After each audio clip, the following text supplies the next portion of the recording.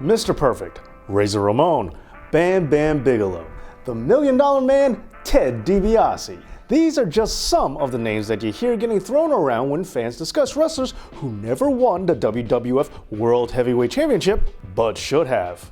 However, one of these names is not like the other, and there's more to the story than many people think. But maybe we might be able to change all that, because today, Dave knows what really happened with Ted DiBiase's WWF World Heavyweight Championship title reign.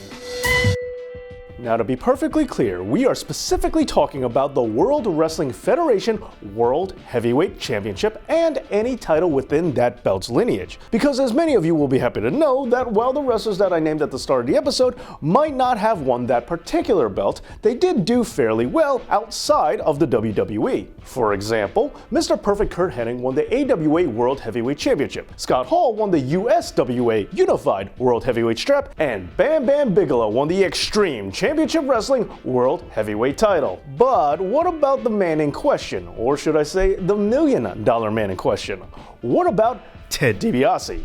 Well, Millionaire Ted has had a very decorated career across multiple promotions, but despite all of the national titles that he's won and all of the promotions that he's wrestled for, none provided him with a world title reign. Except, of course, for the WWF, which he was awarded when he bought the belt from Andre the Giant. What? That's your big finish? Seriously, everyone knows that doesn't count. It's not even recognized by the WWE. Okay, hold on, because there's more to this story than just that, so just hang tight a bit.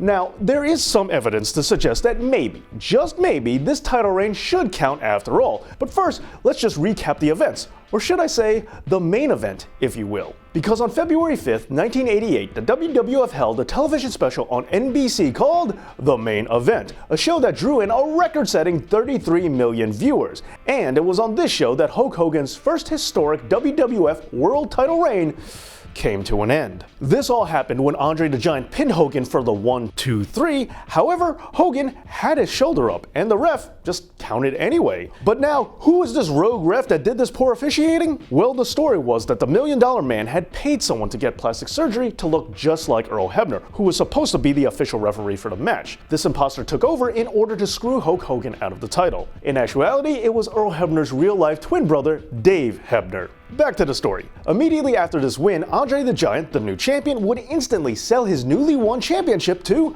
the $1 Million Man, making Ted DiBiase the WWF World Heavyweight Champion, which was Ted's brilliant master plan all along. However, it's just not that simple. WWF President Jack Tunney would declare that the WWF title was not for sale and that it could only be won by pinfall or submission. And with DiBiase not doing either, he was not the real champion, and neither was Andre, since the act of selling the belt would be considered a forfeiture of the title. Okay now, so this is the version of the story that everybody gets, and while it all lines up, it is leaving out just a few key details. For one, this was not instantaneous. When people tell this story, they usually skip from Andre selling the belt, which did happen right after he won it, all the way to Jack Tunney vacating the title from DiBiase. However, there was actually an 8-day gap between these two events. Now sure, that's not exactly a long amount of time, but I do want to specify what this means. It means that for a whole 8 days, Ted DiBiase was indeed the recognized WWF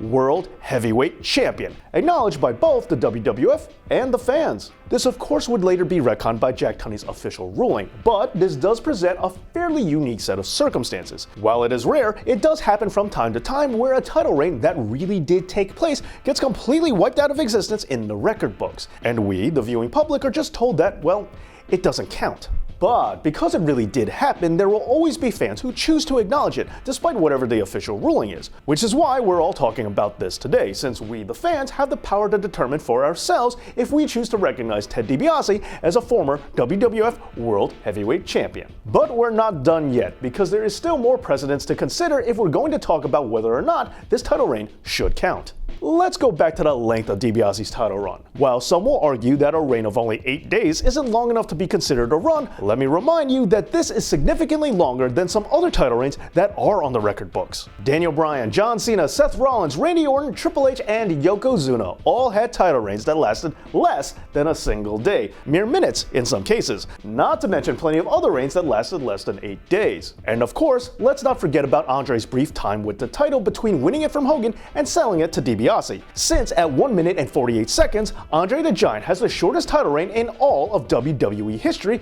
as of this recording. But fine, DiBiase's reign isn't disputed due to how long his run was, but rather because of the WWF's official ruling on it. Although, maybe we should go over that ruling again, just to be clear. Let's just review what WWF President Jack Tunney had to say about it at the time. It clearly states in the rule book that in order for a wrestler to be deemed the champion, he must either pin the reigning title holder or make him submit. That is the only way a wrestler can become champion. Therefore, unequivocally, I can state that Ted DiBiase is also not the World Wrestling Federation champion. Now, hang on just a minute, because that's not exactly true. If it were, that would mean that any title won by ladder match, Royal Rumble, or any other non-pinfall, non-submission gimmick match wouldn't count. Also, let's remember when Eric Bischoff just handed Triple H the World Heavyweight Championship on an episode of Raw. And yes, some of you might note that these events happened after 1988, and therefore the rules might have changed at some point after that. But then, just allow me to remind you of the Iron Sheik's win against Bob Backlund. Sheik won the belt when Backlund's manager threw in the towel. Now, Tunney's official wording was, make him submit, which Backlund never did, so does that win not count either? The whole point to all this is that if you can justify retconning Ted DiBiase's World Championship reign just because the title could only be won by pinfall or submission, then you have to negate many other title wins too. However, if you think that I'm just being too bogged down into semantics, don't worry, there's still one more key factor left to discuss. Because I understand that there are those who feel that while the title has been won in ways other than by pinfall or submission, at least it was done in official sanctioned matches and with official victories. And it's not like Ted DiBiase ever did that. Except, of course, that he did. That's right, what really separates Ted DiBiase from the pack in this case is that during his 8-day title reign, the $1 Million Man successfully defended his WWF World Heavyweight Championship.